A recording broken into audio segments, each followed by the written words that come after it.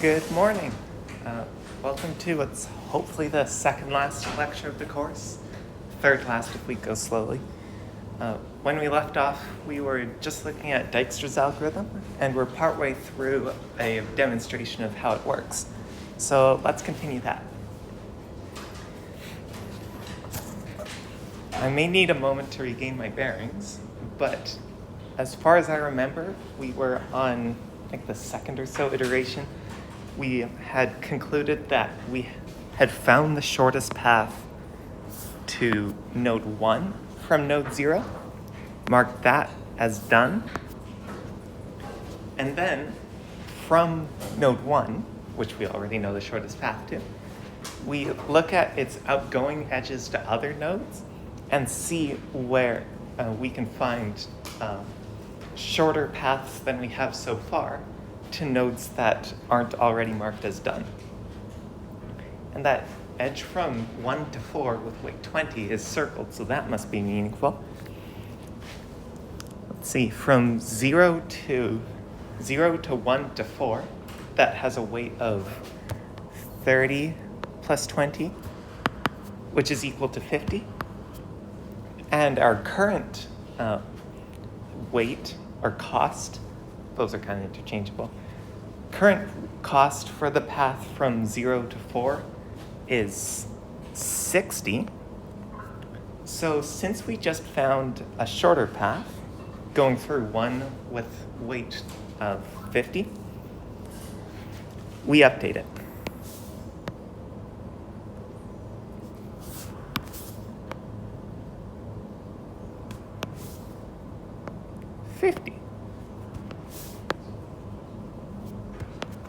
One has another outgoing edge going to 3, but I'm pretty sure we covered that last class. I'm just going to make sure. So from 0 to 1 to 3, that's a path of weight 90, and we already have that. So either we already updated the entry for 3 with the path from 1, or it was already like that and there's another path of weight 90 elsewhere in the graph. Doesn't really matter. Actually, the fact that previous for 3 is 1 means that we must have updated 3 with the path going from 1. Which reminds me, though, we need to also update 4's previous column to say that in the shortest known path from 0 to 4, the node that comes before 4 is 1.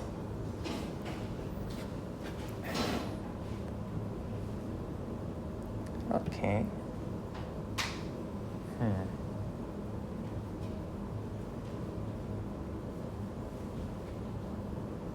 Okay. Now I know exactly where we are. If you're following along with the slides, we have just we've just completed iteration 3. So we flagged node 1 as done and updated the data for the nodes that you can reach from 1. And then try to guess which node we're going to focus on for the next iteration. It's going to be the node that has the shortest or smallest cost so far, but is not marked as done. So the only 2 not to be marked as done are 3 and 4. Out of those, 4 has the smallest cost, 50. So we're going to focus on that. We mark it as done, again, for reasons that are kind of outside of the scope of this course, but I'm confident exist somewhere. It is mathematically provably true that when we have the node not marked as done with the smallest cost, we have definitively found the shortest path to it. So now that we had the shortest path to 4, let's see if there are any nodes that are reachable from 4 that give us an even shorter path to those. 4's only outgoing edge goes to 3.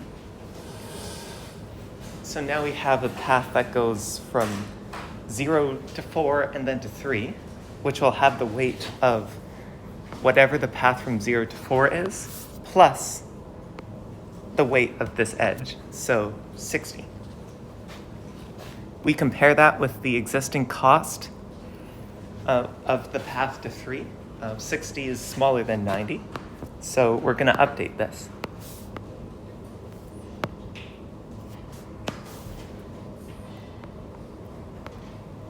We write 60 there because that's what we found, of course. And then in the previous row, we write 4 because in that path we just found the previous node on our path to 3 would be 4. And then the last iteration starts the same as every other.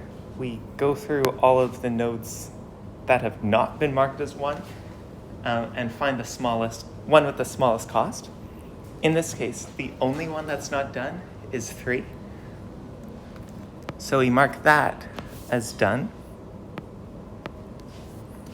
And then we could check outgoing edges of 3, but that would be pointless. Partly because there are no outgoing edges from 3. There's nothing to look for. But also because we've marked every node as done, and thus already found the shortest paths from 0 to every node in the graph. I apologize for not being able to give a satisfying explanation as for why this works, but the proof definitely exists somewhere. I recommend checking it out. I'm just going to erase this.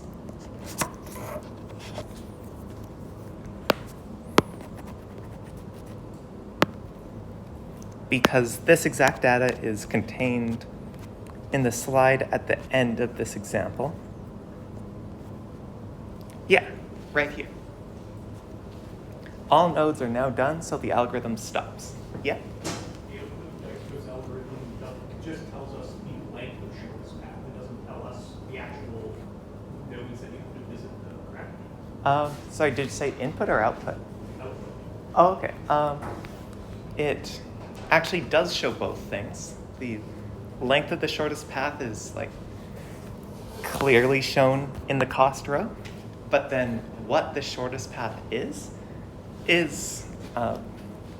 not as immediately clear, but it is like implicitly contained within this table.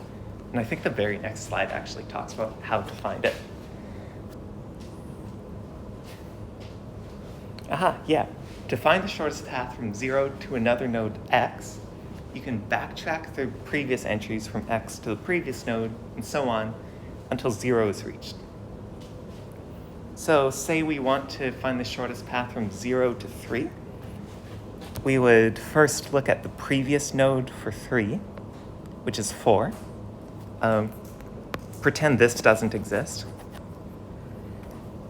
So shortest path 3 is going to be reached from 4. And then how is 4 going to be reached by? Where is it going to be reached from? 1. And where is 1 going to be reached from? 0.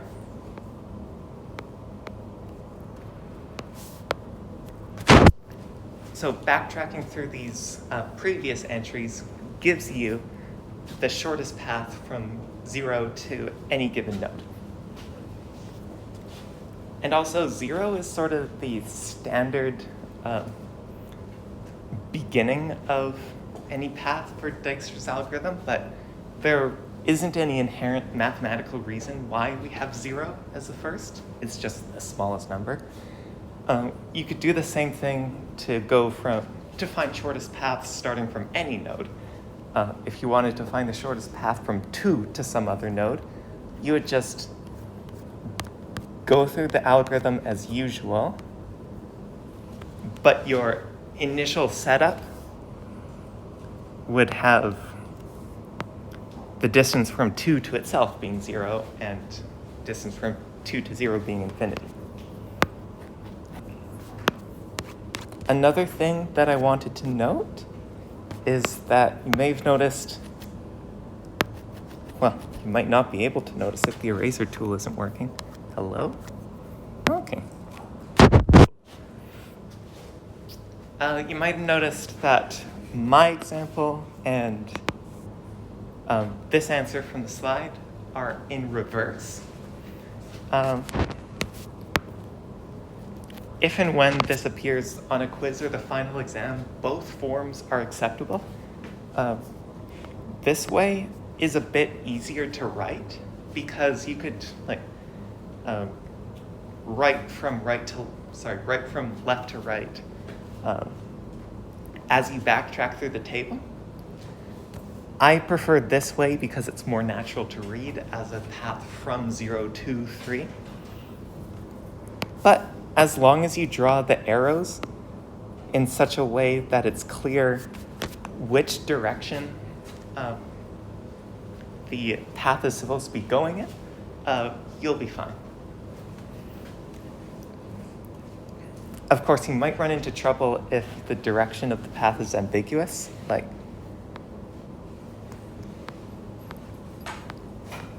if you write it like this, I think the marker will assume that you are starting at 0 and going to 3.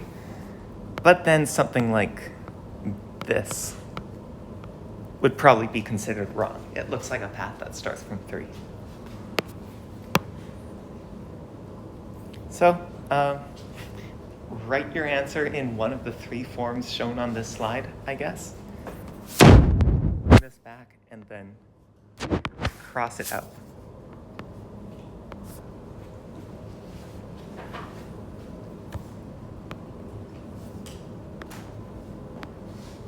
That should make it clear enough that all 3 of these are acceptable.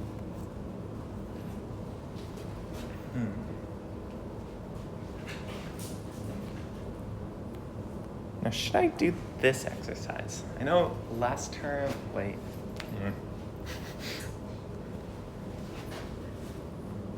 I stopped myself. Unlike last class, I'm trying to be careful not to spoil any answers to future questions.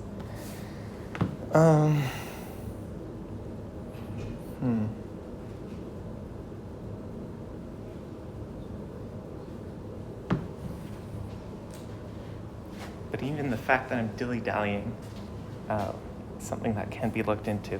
I'm just going to take a look at the quiz. Give me a moment.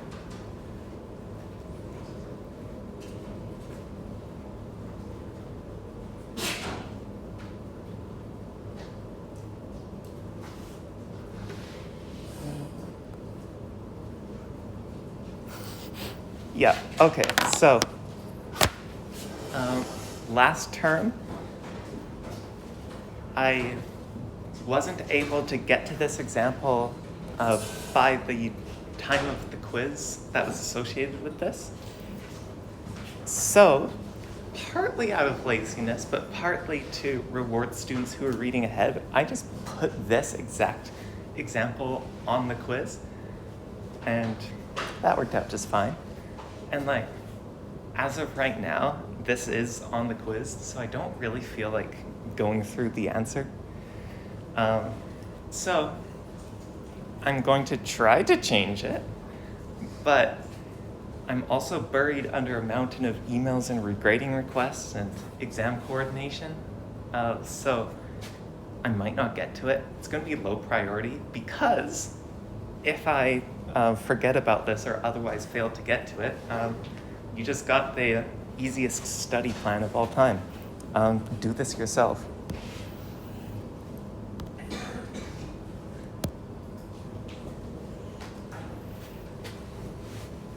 But like I said, I'm going to try to change the quiz.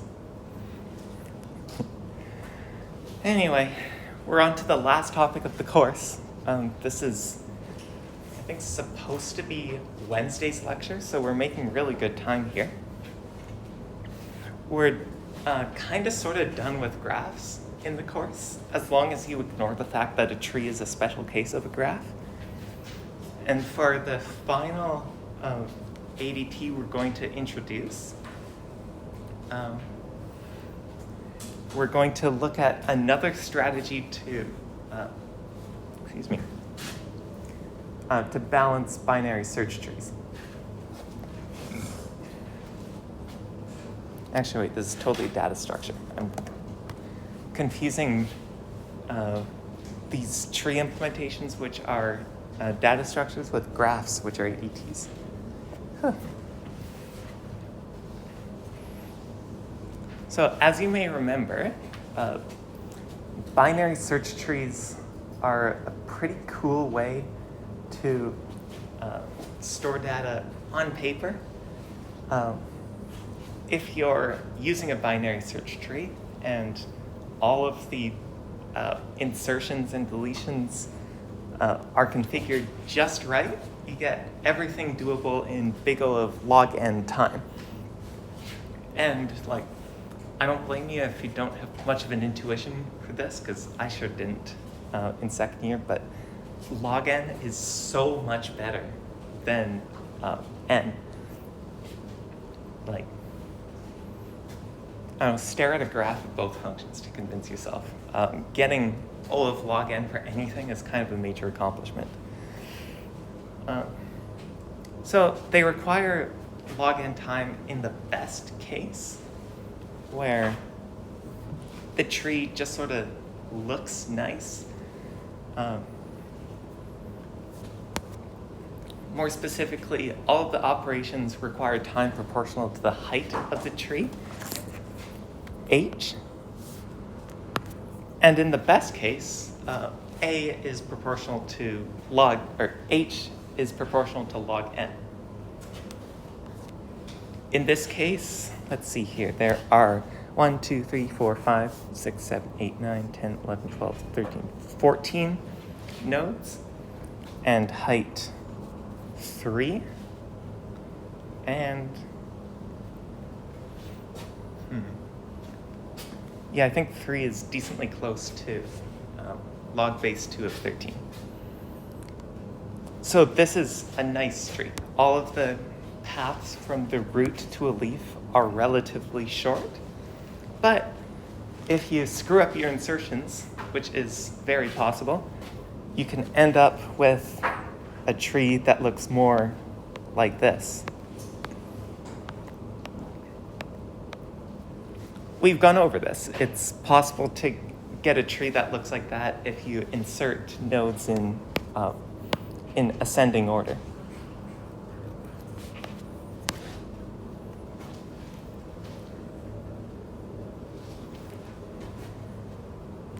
So if you end up like that, the height of the tree will be exactly n, and then the binary search tree just turns into a sorted linked list, which is, I don't know, we can do better. And we already have done better. We learned about 2-3 trees earlier in the course, which used similar ideas to binary search trees, but messed with the structure a bit. It imposed a bunch of rules, like making it so interior nodes had to have specific amounts of children, and also some nodes can have more children and more values, and it all somehow added up to a tree that stayed balanced, stayed nice. All of the paths from root to leaf were relatively short. But then a student asked me, like, can't we just like take binary search trees and like make an algorithm that moves nodes around sometimes so it stays balanced? Like 2-3 trees, they seem over-engineered. And this is the data structure for you, because binary search trees, AVL trees, are basically binary search trees, except we have new, I'm not sure if you should call it one algorithm or like a family of algorithms, but whatever. We have an operation called tree rotation that moves nodes around to keep the tree balanced. But it turns out to be more complicated than 2-3 trees. I like do-3 trees a lot more. But to understand how exactly this tree rotation works, we need to formalize the notion of a balanced tree. I've been saying that like this tree is balanced and like an evil linear or linked list tree like this is unbalanced on the basis that the thing in the slide looks nice and the thing I drew looks ugly, which aren't very commonly used terms in mathematics. We're going to give a precise definition of what it means for a tree to be balanced, and then design AVL trees to make it so the tree stays balanced. Oh, and by the way, the name AVL tree is named after its creators. Their names started with A, V, and L. Or is that one person with A, V, and one with L? Whatever. Apparently there are other acronyms for this exact data structure that also use the letters AVL, so like the name has multiple meanings. Check out the Wikipedia article if you want. So, to give us a start on defining balance, we're going to give a definition similar to the height of the tree, just slightly generalized to apply to every node. So just like the height of a tree was the length of the longest path from the root to a leaf, the height of any node, x, is the number of edges on the longest path from x to a leaf. So for example, oh, this one totally has height 4, whatever. 1, 2, 3, 4. So we see here that the longest path from the root of the tree to a leaf is 4. So this tree has height 4. You know this already. But then we apply the exact same ideas for other nodes. So this 15 here, we see 1, 2, 3, 1, 2, 3, and also 1, 2, 3. Its longest path from it to a leaf, in fact, all of the paths from it to a leaf, have length 3, so this has a height of 3. Another example, 3 here. Both of its children are leaves. It clearly has height 1 because the longest path from it to a leaf is of height 1, or is of length 1. And for every leaf, we say that it has height 0. Similar to how in Dijkstra's algorithm, we said that the distance from node 0 to itself is 0 because you were already at your current location.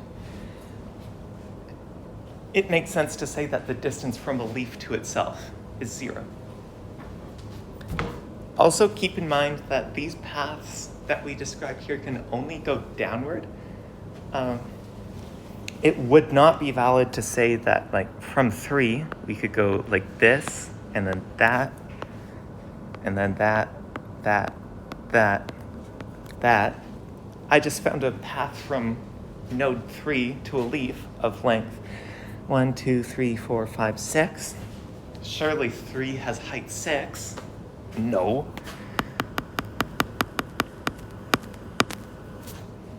And the reason this is not just because I said so, not just because a definition that lets you go up would be useless, but because way back when we first learned about trees, I said that they have to be directed. And we just don't usually draw the arrows because they're assumed to flow downward.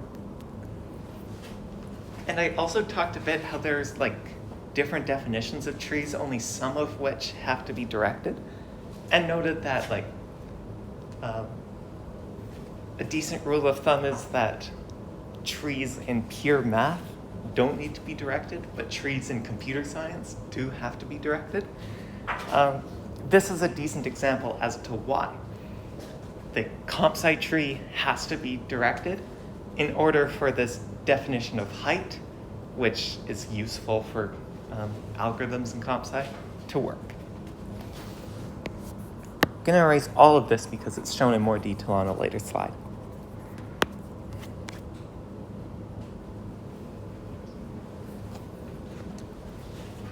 Oh yeah, one more note about the height of a node. An empty tree is defined to have height -1.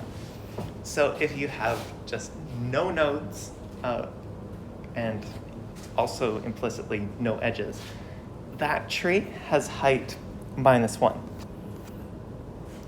We also say that each node has like an empty child with height -1, like this. You're going to have to trust me on this one for now. Later on, when we learn about how AVL trees automatically rebalance themselves, the idea of nodes with one child having another non-existent child with height -1 will make perfect sense. It's like how 0 factorial is 1. Like, for all the non-negative integers apart from 0, there's like a nice definition of factorial, and then 0 factorial equals 1 seems kind of arbitrary. But as you get to know the operation, it turns out that defining 0 factorial as 1 is just really useful for a wide variety of operations that have lots of practical uses. Defining an empty tree's height as -1 has the exact same vibe. We're not going to write any code for this. Rumor has it the fall 2024 section of this course had to implement an AVL tree for an assignment, and it was like the hardest thing that any of those students have ever done. No, thank you. It's all going to be theory-based. This is what I meant when I said that all of the information I was writing down would be shown in another slide in higher quality.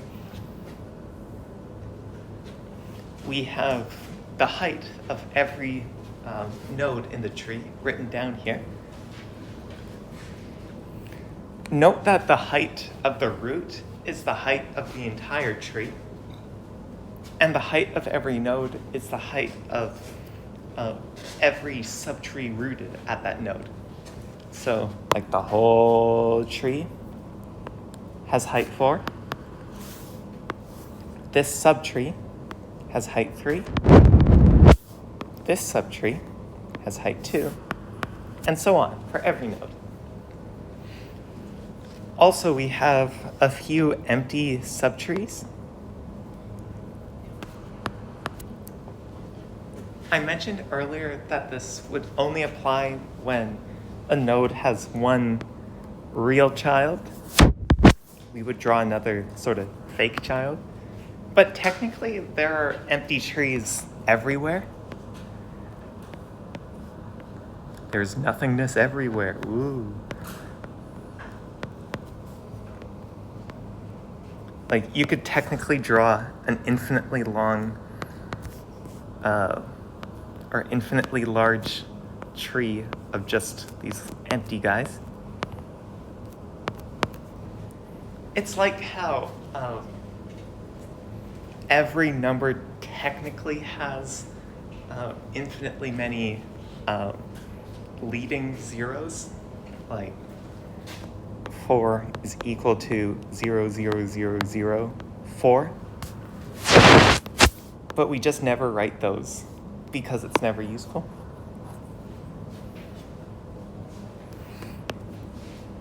Actually, a better example would be how all terminating decimals have an infinite amount of trailing decimal zeros at the end.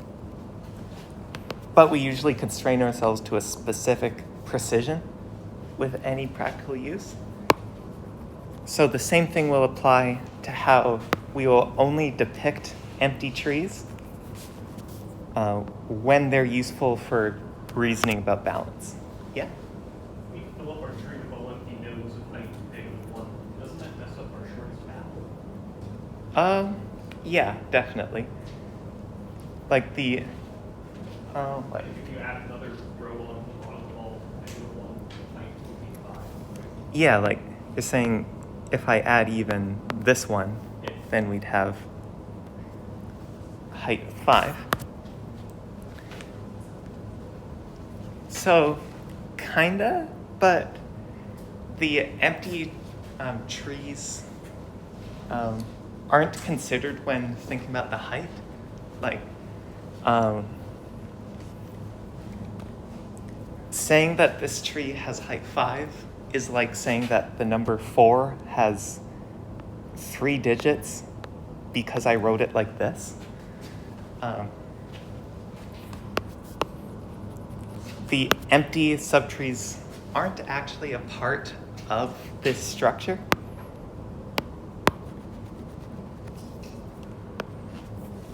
We're assigning a height of -1 to the empty space that exists below these nodes that don't have certain children, but these little boxes with -1 next to them aren't actually nodes themselves. Does that make sense?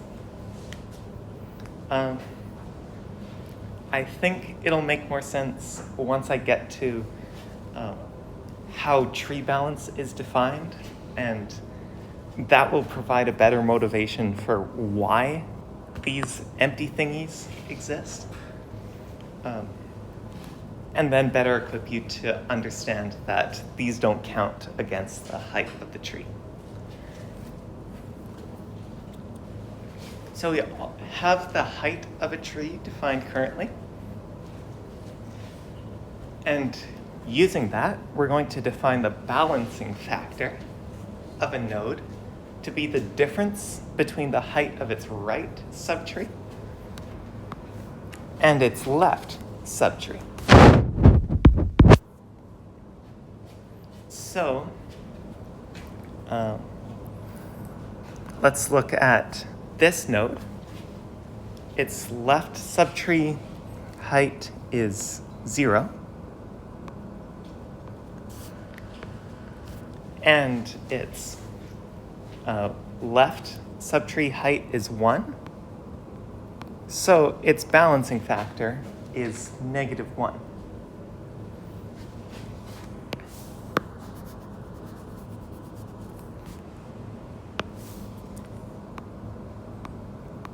I'm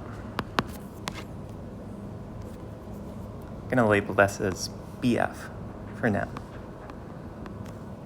And then what's another example? I want to find a node with positive balancing factor.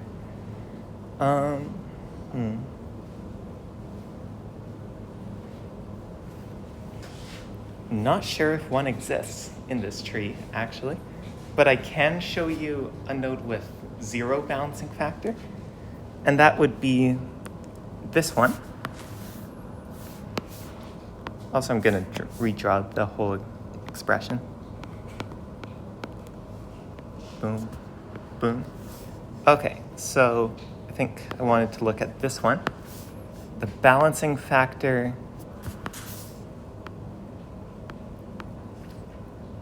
of this node is the height of the right subtree minus the height of the left subtree, and that's 0. So I think that these examples, the second one more so than the first, should help you start to get an intuition for what the balancing factor is. Here, we see that with this node, the height of its 2 subtrees are identical. So even though not every path or even though the binary tree isn't like perfect, there's still places where like we could have added nodes without increasing the height. We say that this subtree is balanced. Likewise, with this node 6, its balancing factor is -1, which shows that there are more nodes on the left of the tree than the right, goes into the negatives. And if a tree had positive balancing factor, it would have more nodes on the right than on the left. So you kind of think of the balancing factor as being on a number line, and if it goes too far to the right, like into the positives, then there are too many nodes on the right side of the tree. If it goes too far left to the negatives, there are too many nodes on the left side of the tree.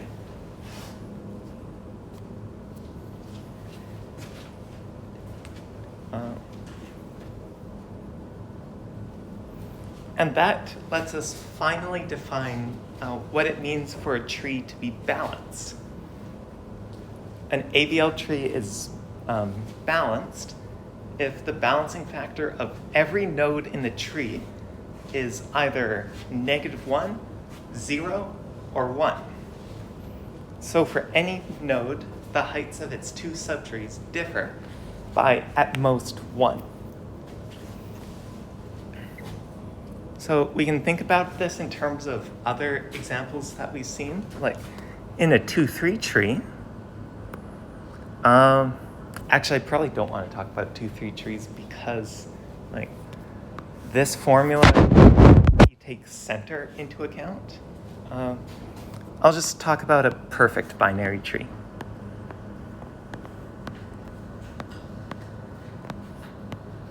So consider this tree. For every single node in this tree, all of its subtrees have the same height. So like on the root, we see that the left child has height 1, and the right child also has height 1. So this would have a balancing factor of 0. With the other two interior nodes, its two subtrees would both have height 0. So these would have balancing factor 0. And then I'll explain why in a moment, but all of these leaf nodes would also have balancing factor 0.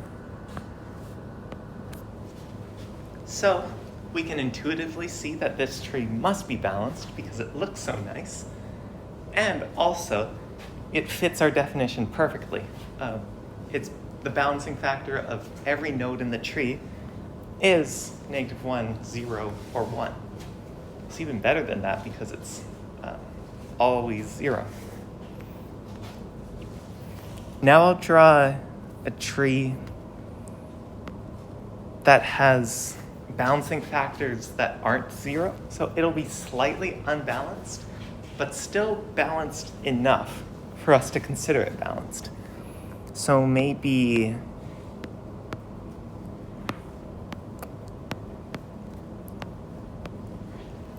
something like this.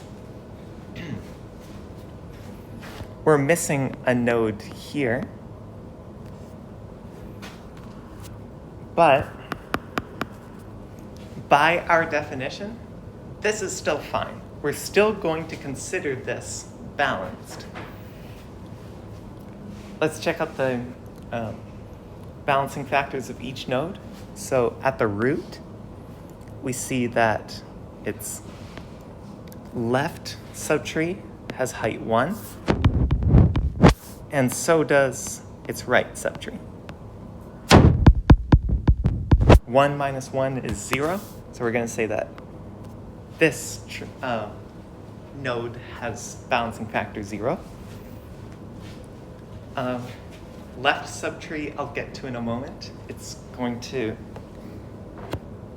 involve us starting to see why we have these empty nodes with height -1.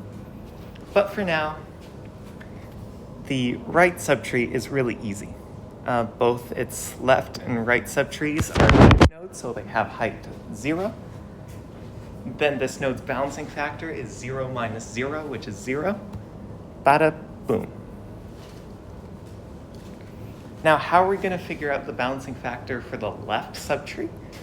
Well, let's see here. Its left subtree is of height 0 because it's a leaf. So our balancing factor for this is going to be something minus 0, but it doesn't even have a right child. X.right.height should be undefined. I can't calculate the balancing factor unless we use this weird definition from earlier. We're going to consider we're going to consider this node's non-existent right child to be a sort of empty child with height -1, which allows us to define its balancing factor as -1 minus 0.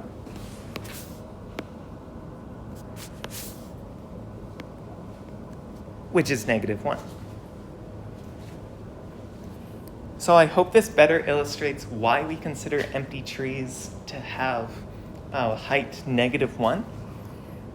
This little box here with height -1 is not actually part of the tree. It is not a node that exists in the tree. However, when we want to do a calculation that depends on a node having 2 children, but it only has 1, it still turns out to be useful to just say that the lack of a tree has height -1. Because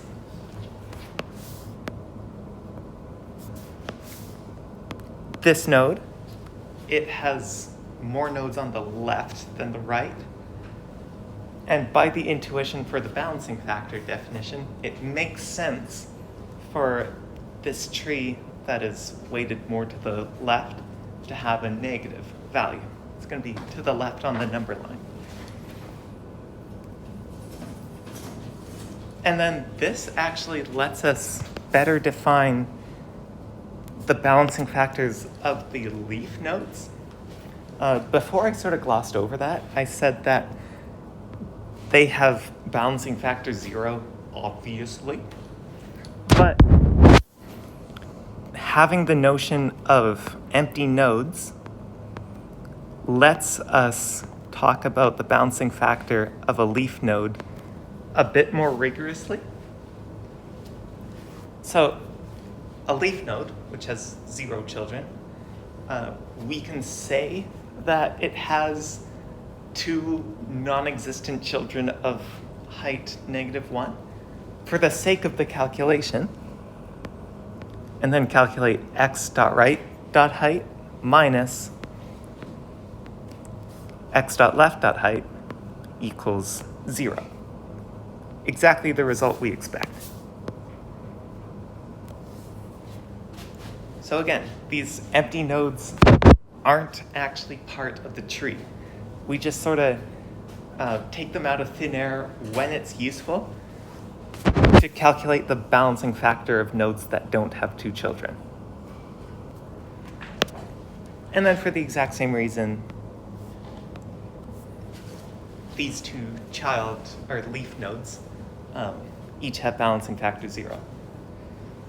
With this tree,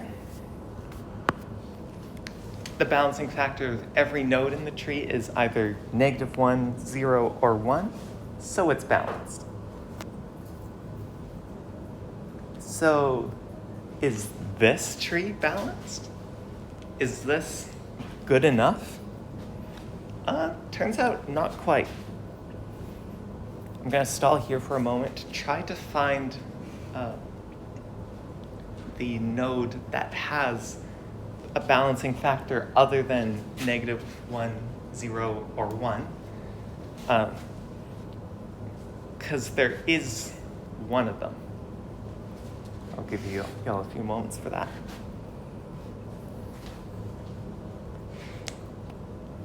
Okay, I'm bored just standing here. It's this one.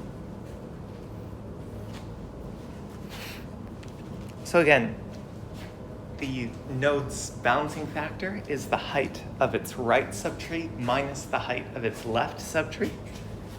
So for this node, that balancing factor is, well, it doesn't have a right child, but we say that the right child's height is -1 because it's useful. So right height minus left height equals -2, which is not in -1, 0, or 1.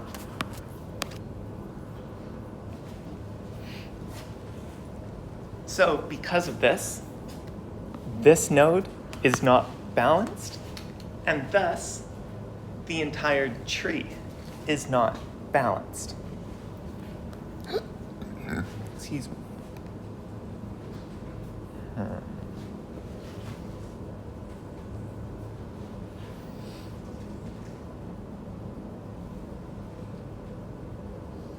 Oh yeah, I'm gonna kind of gloss over this because I really just want to get, I was about to say get this over with, but not quite that. Get you all this stuff that you would need for the quiz and the exam. And like, I'm never gonna talk about this and the next slide on the final, but it's still pretty neat. So if we have AVL trees of a specific height that have the minimum possible nodes, we can start to discover a pattern in the number of nodes. So minimum AVL tree of height 0 must look like this. Smallest AVL tree of height 1 must look like this. I know that this is still balanced because its balancing factor would be -1. And then the smallest AVL tree of height 2, I want to say this, but then it would have a balancing factor of -2, which is bad. So we need to add another node, making it so the balancing factor is -1. So we have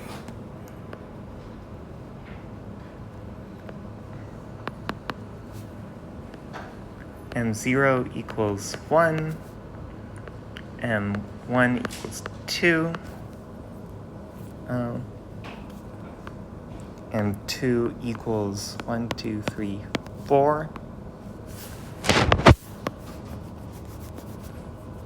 And then there's a general progression for these M numbers. Might look like 2 to the whatever letter you use for the subscript, but it's not that. It's actually much weirder. In fact, we see M3 equals 7.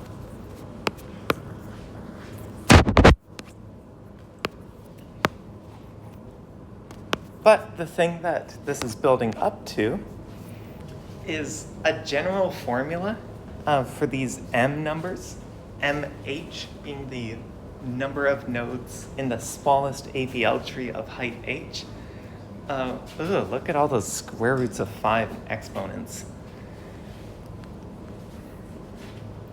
So if you use what I think I recognize as the golden ratio, you can show that the height is strictly less than log base golden ratio of n plus 1. Sure. But like that, it's a log, and it has n in it. So it's log n. So we see that if we enforce this definition of balance, then by reasoning about the minimum number of nodes in a tree of a specific height that is balanced, we find that the height of the tree is in log of n, or big O of log n. Aren't you glad that you had to prove that the height of a 2-3 tree is in log n, and not that the height of an AVL tree is in log n? However the heck this works, we know that the definition we're using for balance actually works in practice. If we ensure that the balance factor of every node in the tree is -1, 0, or 1, we will ensure that the height of the tree is in big O log n, and will prevent a catastrophic case where the tree just becomes a linked list.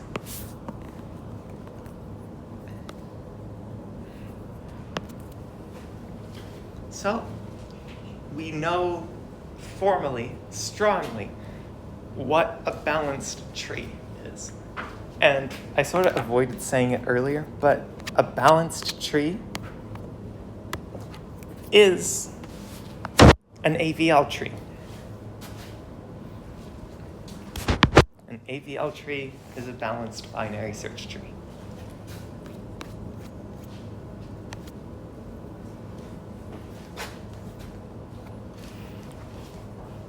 So, we know that an AVL tree is a binary search tree that satisfies that balance property that we just defined.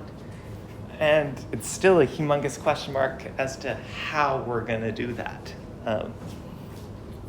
Are we going to restrict insertions such that, like, we'll only ever insert nodes in a way that doesn't violate this property? Obviously, no. It would be dumb if, like, let's see here, this tree just didn't allow you to insert 31 because that would cause the tree to be unbalanced. Actually, that wouldn't happen. If you inserted 31 and then another thing. Yeah, whatever. You get the idea. We're not just going to say no to random insertions. We're going to change the insertion and deletion algorithms in such a way that maintains this balanced property no matter how you insert or delete items. Of course, the search operation works exactly the same. Just like keep checking nodes and then moving to the left or the right, depending on whether the thing you're searching for is greater than or less than the thing you're at. You know this already. The insert and delete operations are where it gets weird. And I guess we're not quite getting to that part yet. We still need to know how exactly these algorithms are going to maintain this structure. So that brings us to a rebalancing operation called tree rotation. Tree rotation is going to be sort of the core of how an AVL tree maintains its structure. Let X be a node and Y be the right child of X. So X and its right child, Y. Depicted here is a left rotation on X and Y. Just looking at the diagram, you could probably start to get an intuition for what's going on here. We're kind of like gripping X and Y and just moving them in a circle, sorta, leftwards. Of course, like, good luck getting a computer to understand that, at least when you're coding and not vibe coding. We'll need a slightly more precise definition than just grab and rotate. So to do a left rotation on X and Y, there are a few steps. We need to promote Y to replace X, and then demote X to become the left child of Y. Although you might see that Y already has a left child, so we're going to assign Y's right child to X's right child. Y's left child to X's right child.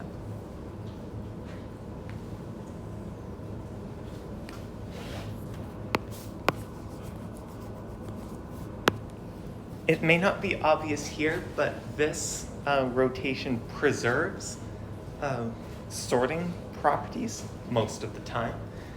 I'm going to try to make this one work. So let's say we have 10,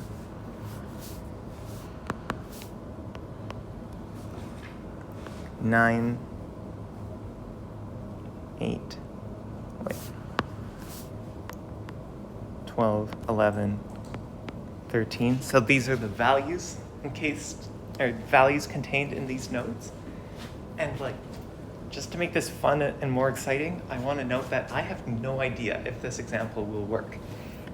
Rotation usually preserves the binary search tree property, but not always. We're going to look at a special case later in this lecture, maybe not later in this class, but later in these slides, where tree rotation fails and actually messes up the binary search tree property. And we're going to learn about how to deal with that. But for now, we only know about left rotations. So if this fails, I'm just going to go oh, sorry, we'll fix that later. But let's see. I'm going to put all the same values alongside the letters that they were beside before. And it works. I shouldn't have even mentioned that special case. Left rotation always works, and I'm a genius. And there's also right rotation. This works the exact same way as left rotations, except it's just a mirror image. You promote Y to replace X, make X become the right child of Y, and make Y's old right child become X's left child.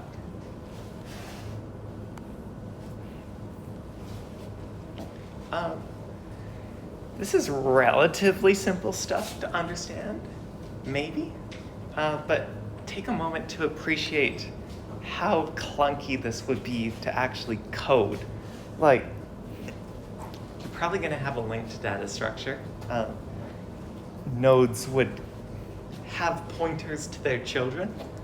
How the heck are you going to promote a node to replace a certain node? Promote Y to replace X, while still having X exist, and also adequately keeping track of all of their children. Sounds really messy. You'd need to have your class have a bird's eye view of several nodes, and definitely some temp variables in order to make it work.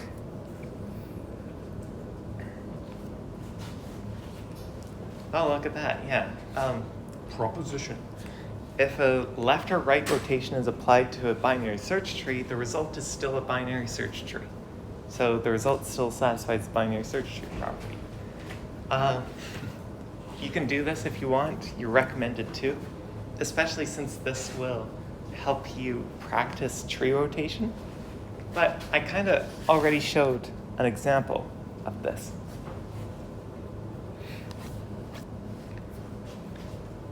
And I'm not going to explain yet the special case where tree rotation fails. But we'll see that this proposition is still it is still true. I think I was mistaken when I said that tree rotation could screw up the binary search tree property. Rather, it can screw up balance. But again, you'll see the exact details later. I'm going to pretend that it doesn't exist until we get to that point. So here's the original example tree. This is the exact tree that was found way up above. And the slide said that the exercise is to turn it into an AVL tree using a single tree rotation.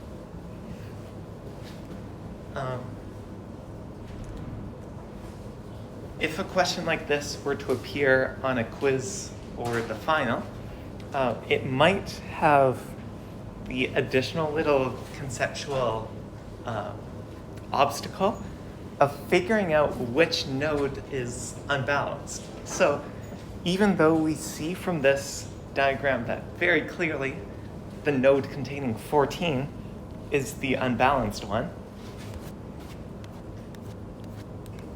I'm going to pretend I don't know that. So say this was just given to you without context. This binary tree, like from the get-go, kind of looks balanced. Like it seems fine. How do I tell where the problem is and what nodes I have to rotate to turn it into an AVL tree? Well, to do that, it's actually very easy if you've internalized the intuition behind the definition of balanced. Considering you're like 47 minutes into knowing what it means for a tree to be balanced, I absolutely don't blame you for not having this intuition yet, but you should probably have this intuition by Thursday. Yeah, condensed courses are crazy. Anyway, recall that the definition of balance, more specifically balance factor, is basically the difference in heights between the two subtrees. So you could kind of just look at different nodes and without explicitly judging the balance factor, compare heights of subtrees and figure out whether it's balanced or not. So like just a few random examples. From the root, I see that the left subtree has height 2 and the left has height 3. So the right subtree is longer or taller than the left, but not meaningfully so. They only differ by 1, so it's still balanced. So much for intuition. I kind of just applied the definition exactly. But of course, you don't really have to count these edges. You can simply see that the right subtree goes on for a bit longer than the left, but not that much longer. Similarly, 6 seems fine. The left subtree is only one node taller, or one node, taller, I guess, than the right. So it seems fine. I'm going to check out node 20. There's no pattern to which nodes I'm checking. I'm kind of just brute forcing it. 20's two subtrees are the same height. You could tell because both of its leaves are beside each other. So it's perfectly fine. And enough dilly-dallying. I think I found the culprit. 14 has a left subtree that goes 2 nodes down and a right subtree that doesn't exist. you could tell just by looking at it that its left subtree is way longer than its right subtree. This is probably the unbalanced one. And I can confirm this by applying the balance definition rigorously. This left subtree has height 1, and the right subtree doesn't exist, but for the sake of calculation, we're going to say that it has height -1. Right subtree height minus left subtree height equals -2, which is not in the set -1, 0, 1. So it's unbalanced.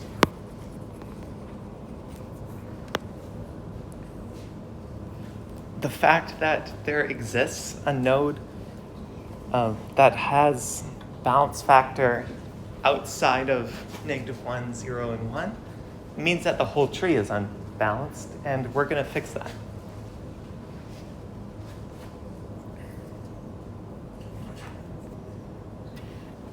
So we're going to go through one of these rotation algorithms. It's not really spelled out in the slides, I don't think. But to choose which rotation algorithm to do, you're sort of going to rotate towards the smaller subtree. It certainly helps that in this case, if you wanted to rotate towards the larger subtree, I don't know how exactly that would work because you'd have to promote a non-existent child. And that would lead to a weird gap, I guess, in the tree. Clearly, we should do a right rotation so that intuitively, after this operation is done, we're gonna make it look like 13, 12, 14. So like, see how the result of that, or the result that we want from the tree rotation is going to make the subtree balanced. Node 13 would have a balancing factor of 0. But let's see how exactly are we going to do that. So did I say left rotation? We're totally going to go for a right rotation.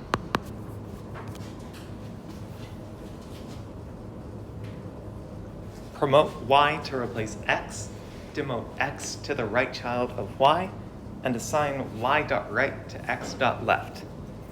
Whew, okay. X here is 14 and y is 13. So let's go through the steps. Promote y to replace x. Also, I'm going to draw the new tree just right here besides the originals and then scribble this out afterwards, as I was doing before. Then you can see what the result of the operation would look like as I'm creating it. Okay, promote y to replace x. This is going to result in 13 being the new child of 15, and then 12 is still its right child, left child, but 14 is just kind of nowhere. If you're actually implementing this in code, you'd probably keep node 14 in some sort of temporary variable, but for now, the only temporary variable that exists is in our noggins. Demote x to the right child of y. So this means making 14x the right child of y, which is 13. And we're actually done. The last step is to assign y.right to x.left, but y.right doesn't exist. If it did exist, then we would make it x's left child, and all of the desired search properties would still hold. But this is actually a nice, relatively simple case. There is no right child of y, so we don't have to worry about it. The tree rotation is successful.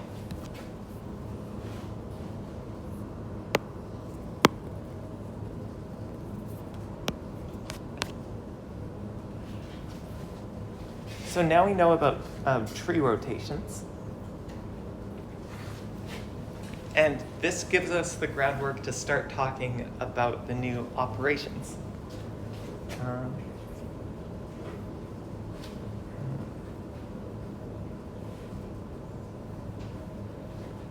Wow, so the next few slides are just a gigantic example.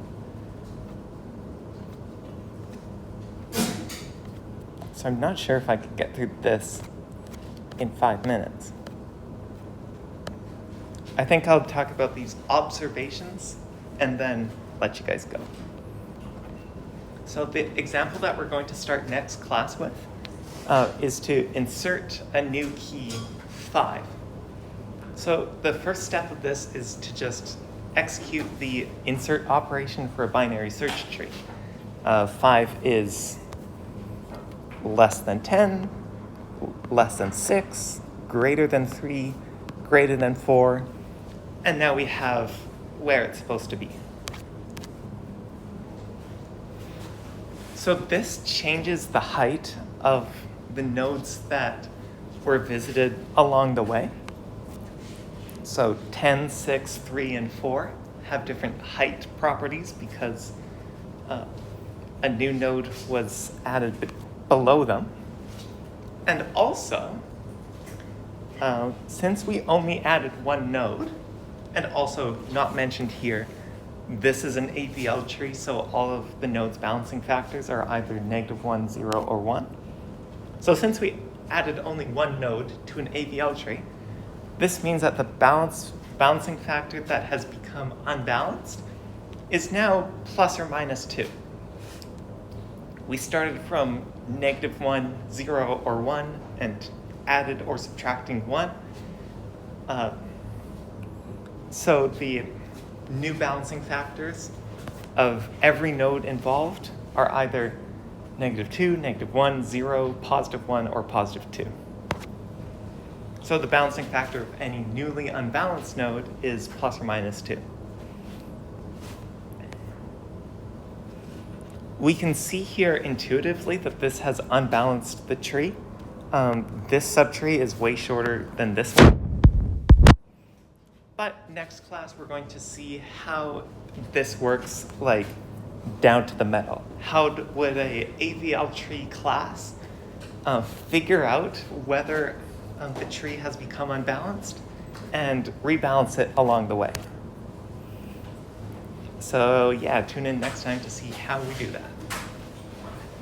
Is this a good update for the quiz? Nope. Whenever we finish this lecture.